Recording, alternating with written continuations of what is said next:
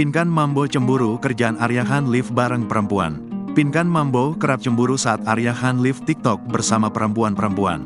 Bahkan hal itu sering menjadi bahan pertengkaran antara Arya Han dan Pinkan Mambo. Arya Han menyebut dirinya live bareng perempuan karena itu merupakan pekerjaannya. Pasalnya Arya Han dikenal sebagai TikToker yang juga berprofesi sebagai pedagang singkong. Arya Han pun mengakui sering terlibat kolaborasi dengan TikToker wanita. Dan itu membuat Pinkan Mambo cemburu hingga timbullah pertengkaran. Kalau untuk lika-liku, semua rumah tangga pasti ada problem. Ibaratnya salah paham, ungkap Arya Han, dikutip dari YouTube STARPRO Indonesia, Rabu, tanggal 29 Mei tahun 2024. Diakui Arya, wanita yang dinikahinya sejak Minggu, tanggal 24 Desember tahun 2023, itu seringkali menaruh cemburu padanya saat dirinya tengah melakukan live streaming di media sosial dengan lawan jenis. Menanggapi permintaan sang istri, Arya menjelaskan bahwa hal tersebut ia lakukan hanya sebatas untuk pekerjaan saja.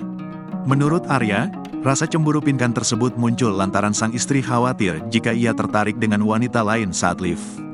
Pasalnya, Arya dan Pinkan awalnya dipertemukan melalui live streaming di media sosial tersebut.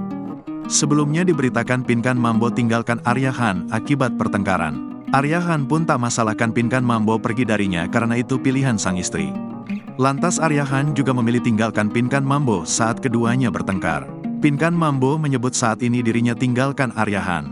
Dan Arya Han mengungkapkan bahwa saat itu dirinya dan Pinkan Mambo tengah bertengkar. Diakui Arya, saat bertengkar Pinkan selalu ingin berpisah sejenak dari dirinya.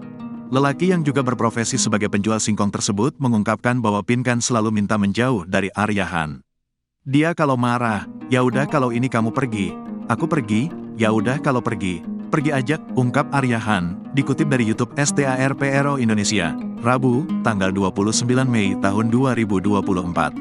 Namun Arya Han menganggap hal tersebut hanya sekedar untuk meredam amarah keduanya, tidak mengarah pada perceraian.